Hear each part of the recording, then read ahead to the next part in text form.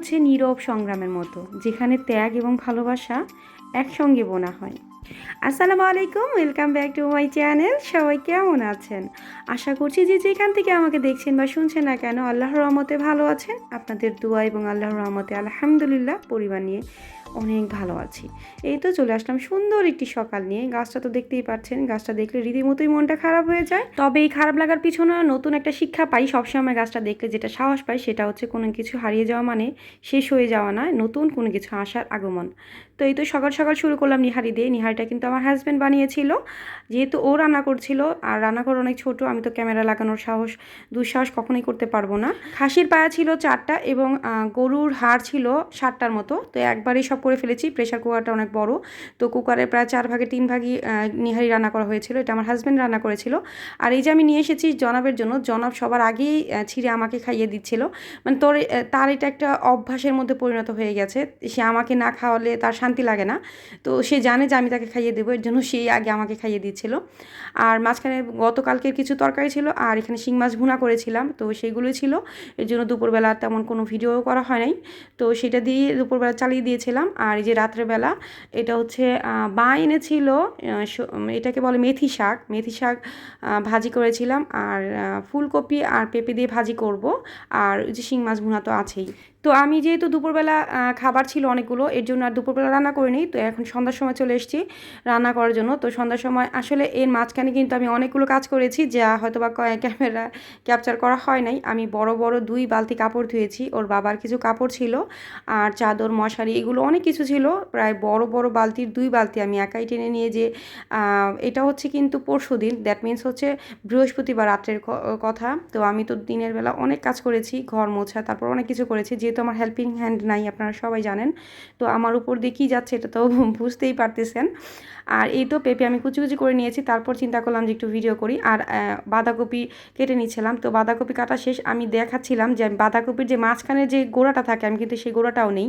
আমি কোনো কিছু ফেলি না, যেটা খাওয়া যায় হালাল যেটা, সেটা কেন ফেলবো। তো এই মাঝখানের যে এই কি বলে ডাটাটা থাকে, সেটা কিন্তু সহ মোটা করে ফেলে দিলে কিন্তু মাঝখানেরটা খুবই নরম হয়, সেটার ভাজি করলে কিন্তু খুবই ভালো লাগে। এবং আমি কিন্তু এটা সবুজ সবুজ যে শাকের সঙ্গে ডাটা ছিল, সেই ডাটাগুলো নিয়েছি, যেগুলো কুচি সেগুলো কুচি করে নিয়েছি। এই তো ভাজিটা কিন্তু খুবই মজা হয়েছিল, শুধু পেঁপে এবং ফুলকপি দিয়ে, কারণ আলু দিলে সে খাবে না। তো যাই হোক, মোটামুটি ওর জন্যই করা হচ্ছে, যেহেতু তো ওর মুখের উপরে ওর মুখের স্বাদটা চিন্তা করেই রান্না করছিলাম। নাস্তা করতে করতে তা একটু নিহারি গরম করে দিচ্ছিলাম। ছেলেও খাবে, ছেলে যেহেতু বৃহস্পতিবার, তার মানে হচ্ছে কালকে ছুটির দিন, তো বাসায় থাকবে। তো ছেলে এবং বাবাকে নিহারি গরম করে দিচ্ছিলাম। আর মেয়েকে ওখানে বিস্কিট বের করে দিয়েছিল তার বাবাই, তো বিস্কিটের প্যাকেটগুলো আর ঢুকানো হয় নাই। তো যাই হোক, এখন মেয়ে অলরেডি নাস্তা কমপ্লিট করে ফেলেছে, তারপর বাবা হয়তো বা একটু নিহারি খাইয়ে দিয়েছিল ওকে। আর আমি এখানে নিহারি গরম করার পরে দেখছিলাম যে আমি তো লেবুই কাটতে ভুলে গিয়েছি, তারপর আবার লেবু কাটতে গিয়েছিলাম। এই তো লেবু কেটে নিয়ে এসেছি, কারণ নিহারির সঙ্গে লেবু সবাই জানি আমরা, নিহারির সঙ্গে লেবু এবং ধনেপাতা খুবই ভালো লাগে। ধনেপাতা আবার একটু পরে যাই কেটে নিয়ে আসছি। আমি চিন্তা করছি জনাবের জন্য, আর জনাব রীতিমতো ফোনে ব্যস্ত, তার স্টাফদের সঙ্গে কথা বলছিল ফোনে। তো আমি তো বসে বসে রীতিমতো বোর হয়ে যাচ্ছিলাম, মেজাজটা খুব গরম হয়ে যাচ্ছিলো, কারণ তার জন্য গরম করে নিয়ে আসছে, এবং সেটা ঠান্ডা হয়ে গেলে অবশ্যই ভালো লাগবে না। আর তার একটা প্রবলেম, সে কোনো কিছু খেতে চায় না। কোনো কিছু খাওয়ার জিনিস নিয়ে আসলে সে আগে আমাকে খাওয়াবে। সে চিন্তা করে কি জানেন, আমাকে ভালোবাসে, বিষয়টা এরকম না। কিছু কিছু আপুরা মনে করছেন অনেক ভালোবাসে, না, বিষয়টা এরকম না। তার খাবার কিছুটা কমে আমাকে খাওয়ালে। তো যাই হোক, আর এই যে ভাজির কালারটা দেখেন, ভাজিটা এত টেস্টি হয়েছিল মাশাআল্লাহ, কি বলবো। শুধু পেঁপে এবং ফুলকপি দিয়ে এত মজার একটা ভাজি। আমি তো ভাত দিয়ে খেয়েছিলাম, আর মানে কি বলবো, আমি গরম গরম খেয়েছি। কিন্তু ওর বাবা যেহেতু নিহারি খেয়েছিল, একটু খেতে লেট হয়েছিল, কিন্তু তার বাবাও অনেক স্বাদ নিয়ে খেয়েছিল আলহামদুলিল্লাহ। সারাদিন এত ব্যস্ততার মধ্যেও, এত যুদ্ধের মধ্যেও যখন দেখি তাকে কোনো কিছু তৃপ্তি সহকারে খাওয়াইতে পারতেছি, তখন কিন্তু অন্তরে অসম্ভব ধরনের একটা অদ্ভুত শান্তি কাজ করে। মাশাআল্লাহ, আমার হাজব্যান্ডের রুচি এবং আমার রুচি একদমই মিল। ও একটু ভাজি এবং ভর্তা লাভার, আমিও সেম। আমার কোনো কিছু ভাজি বা ভর্তা হলে আর কিচ্ছু লাগে না, মাশাআল্লাহ খেয়ে ফেলতে পারি। আর এখানে শিং মাছের যে ভুনাটা করেছিলাম, সেটা কিন্তু অনেক স্বাদ হয়েছিল, কিন্তু সেটা আর ক্যামেরায় নিতে পারিনি। ছেলেকে কিন্তু বাইরে নেহারি খাওয়ানো হয়েছিল, কিন্তু তার কাছে নাকি এটা অমৃত লাগছিল, বলছিল যে অনেক স্বাদ হয়েছে। তো রান্না করেছে যেহেতু ওর বাবা, তো স্বাদ তো হবেই। ওর বাবা রান্না করলে আমারই অবস্থা খারাপ হয়ে যায় খেতে খেতে। তো ওর বাবা রান্না করলে আমার ওই দিন মনে করেন মোটামুটি ঈদের দিনই যায়। মানে ঈদের দিন থাকে না যে খেতে খেতে আমাদের অবস্থা খারাপ। আর এই তো পরের দিন ঠাস করে চলে আসলাম শুক্রবার সকালে। তো ঠাস করে চলে আসিনি, এর মাঝখানে ঘুম দিয়েছি। তো আমরা কেন জানি যারা যারা ব্লগ করি তারা কেন যেন ঘুমের সেই ভিডিওটা করি না। আমরা কিন্তু পারি একটা ভিডিও অন করে ক্যামেরা অন করে কিন্তু আমরা ঘুমিয়ে যেতে, এবং সেই ঘুমটাও কিন্তু ব্লগে নিতে পারি, যেহেতু ঘুমটাও আমাদের জীবনের একটা অংশ। যাই হোক, ফান করছিলাম। সকালবেলা চলে আসছি এবং রুটি, আপনারা সবাই বলেছেন যে আমার 39টা রুটি কীভাবে দুদিনে শেষ হবে। এই যে তার প্রমাণ দিয়ে দিয়েছি। আমি কিন্তু বুধবারে সকালে রুটি বানিয়েছিলাম 39টা, আর এই যে শুক্রবার সকাল পর্যন্ত শেষ। এই বক্সটা টোটালি খালি হয়ে যাবে। এখন রুটি শেষ হওয়ার তার কারণ হচ্ছে নুসাইবাকে মাঝে মাঝে রুটি ভেজে দিতে হয়, ঠিক আছে, মাঝে মাঝে ওর রুটি চায়, চকলেট সস দিয়ে ওর রুটি খুবই পছন্দ। আর নুসাইবার বাবা এবং আমার রুটি খুবই পছন্দ, মাঝে মাঝে দেখা যায় যে রাতে আমরা রুটিই খাই। তো যাই হোক, এই কারণেই শেষ হয়ে গেছে। এই যে আজকে সকালে, মানে গতকালকে প্রায় শুক্রবার সকালবেলায় আমার রুটি 39টা শেষ। তো দেখা যায় যে রাতের বেলা আমাকে আবার রুটি বানাতে হবে। এখন যে সকল আপুগুলো একটু অবাকই হচ্ছিলেন আমার কথা শুনে, তাদেরকে কিন্তু আমি প্রুফ দিয়ে দিয়েছি, এবং সামনে সেটা আরও প্রুফ পাবেন। এই ভিডিওর শেষের দিকে আরও প্রুফ পাবেন যে আমার আসলে রুটিগুলো শেষ হয়ে গেছিলো। আমার নতুন পুরান সকল বন্ধুদের বলতে চাচ্ছি, আমি আপনাদের সত্যিই কলিজার ভিতর থেকেই ভালোবাসি। আপনাদের যে সাপোর্ট, আপনাদের যে ভালোবাসা, আপনাদের যে দোয়া আপনাদের ভাইয়ের জন্য, সেই দোয়া আসলে কাজ করছে। আপনাদের ভাইয়া মোটামুটি এখন হাত মাঝে মাঝে খুলেই হাঁটতে পারে। তো জানি না তার হাড়ের কী অবস্থা, কিন্তু তার মধ্যে ওই হাড়ের জায়গায় কোনো ব্যথা নাই, তার ব্যথা হচ্ছে হাতের কনুইতে যে ছুলে গেছে সেখানে কিছুটা ব্যথা। যেহেতু ব্যথা পেয়েছে সেটা তো একটু সময় লাগবেই। তো আজকে শুক্রবারের রান্নাটা কিন্তু আমার হাজব্যান্ডই করবে। আজকে টোটাল রেসিপি হচ্ছে তার। তো যেহেতু রান্না করবে, সে যা রান্না করবে সেটার মধ্যে কিন্তু আচার লাগবে। তো মার আচারটা বের করতে বাধ্য হয়েছে। মা যেহেতু অনেক কিছু রান্না করে নিয়ে এসেছিলো বক্সে করে, তো আচার নিয়ে আসার সময় পায়নি। আর আচারগুলো বানিয়ে উনি কিন্তু ফ্রিজে রেখে দিয়েছিল ডিপে। তো সেইখান থেকে দেখা যায় যে পলিথিনটা নিয়েই চলে এসেছিলো। তো আমি আর বের করবো বলে আর বের করা হয়নি। My daily life and kitchen থেকে আমার কলিজার শিশির আপু বলেছিল সে আমার আচারের ভাগ চায়, আমার শাশুড়ি জানিয়ে আসছিলো। তো মার আচার আসলে ইউনিক।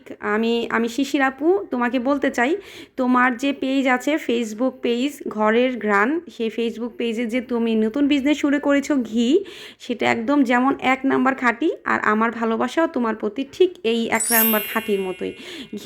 ঘিয়ের ঘ্রাণ যেরকম তোমার ঘরে মোমো করে, এরকম কিন্তু আমার ভালোবাসাও আমার অন্তর থেকে তোমাকে শুধু বলে আই লাভ ইউ। আমার মধ্যে একটা বিরাট সমস্যা আছে, সেটা হচ্ছে আমি যদি কাউকে আমার মনের মতো পেয়ে যাই, তাকে কিন্তু আমি সহজে ছাড়ি না। সে আমাকে ছাড়তে চাইলেও আমি তাকে ছাড়ি না। তো আমার প্রিয় শিশির আপু, আমার কয়েকটা কলিজার আপু আছে যাদের অন্তরের সঙ্গে আমার অন্তর মিলে গিয়েছে, তাদেরকে যদি আমি ময়না পাখি না বলে আমার একদমই শান্তি লাগে না। আর এটা হচ্ছে জলপাইয়ের আচার, আর এই পাশেরটা হচ্ছে আমের আচার। দুটাই শুকনো আচার, আমার মেয়ে ভীষণ পছন্দ করে।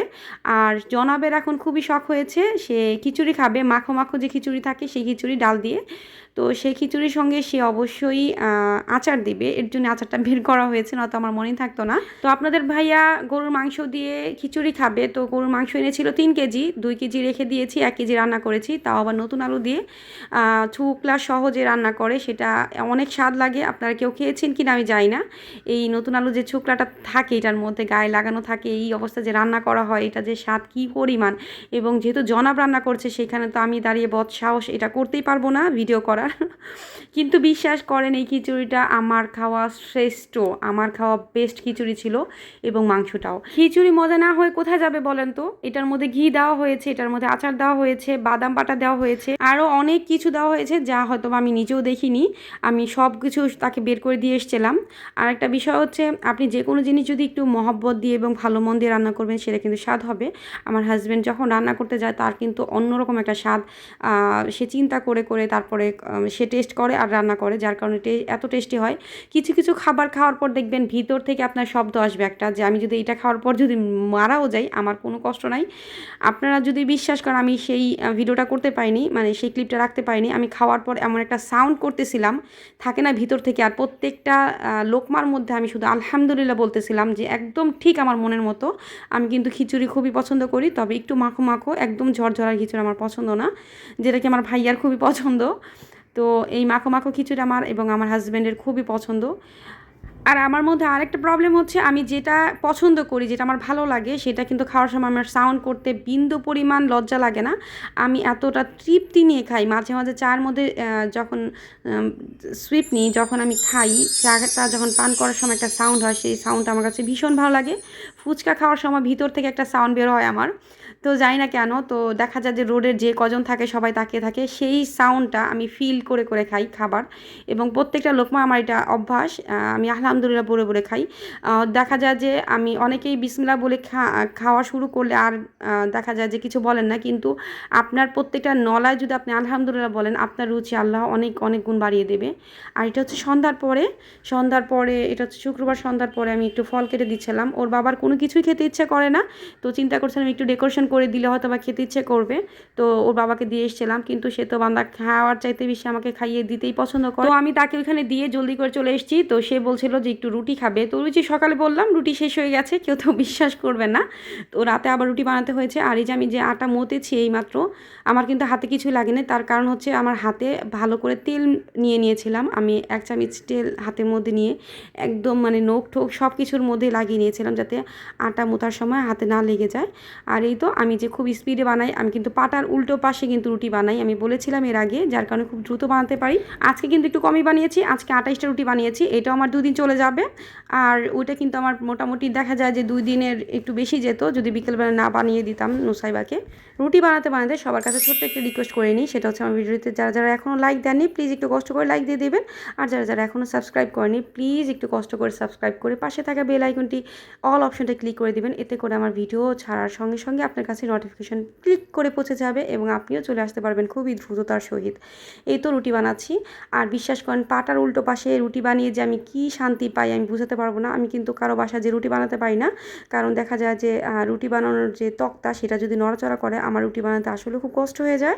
আমার কিছু কিছু আপুরা এত পরিমাণ দোয়া করেছেন আমার হাজব্যান্ডের জন্য, আমি সকলের কাছে অনেক অনেক ঋণী। আমি ইউটিউবিং করতে এসে আমি যে এত এত কিউট এত সুন্দর এবং পরিষ্কার মনের কিছু আপুদের দেখা পাবো আমি সত্যিই জানতাম না। আমার কাছে যখন আমি স্টার্ট করেছিলাম 4 থেকে 5 দিন পরে কিন্তু আমার মন নষ্ট হয়ে গিয়েছিল যে আমি এখানে থাকবো না, কিন্তু কেন যেন আপনাদের কোনো একটা অলৌকিক একটা ভালোবাসা আমি আটকে গিয়েছি। আর এই তো আমি এখন ওর বাবাকে আগে 4টা রুটি ভেজে তারপর দিয়ে দেবো, যেহেতু গরুর মাংস আছে আর এখানে ভাজিও ছিল, সে বলছিল যে না গরুর মাংস দিয়েই খাবে, এর জন্য আর ভাজি দিইনি, ভাজিটা ফ্রিজে রেখে দিয়েছি। যেহেতু আমার খাওয়া শেষ আমি খিচুড়ি খেয়ে নিয়েছিলাম গরুর মাংস দিয়ে, আর ওর বাবাকে 4টা রুটি ভেজে দেবো মাংস দিয়ে খাওয়ার জন্য, আর বাকিটুকু আমি সুন্দর মতো সেঁকে রেখে দেবো। আমি কিন্তু 3 থেকে 5 সেকেন্ডের মতো এপিট ওপিট করে সেঁকে ফ্রিজে বক্সিং করে রাখি। এটা কিন্তু আপনারা যারা আমার আগের পুরাতন যারা বন্ধুরা আছেন তারা কিন্তু জানেন, এতে করে আমার একটু সুবিধা হয়।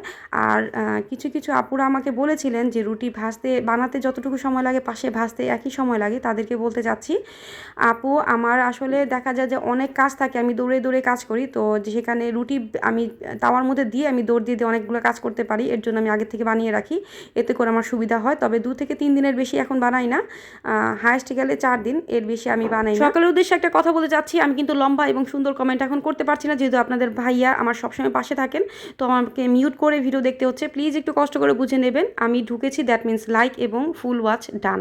আমরা যারা মুসলমান আছি হাজারো কাজের ফাঁকে কিন্তু ফার্স্ট প্রায়োরিটি হচ্ছে নামাজ পড়তে অবশ্যই ভুলবেন না। ভালো থাকবেন, সুস্থ থাকবেন, দোয়ায় আমাকে শামিল করবেন। আসসালামু আলাইকুম।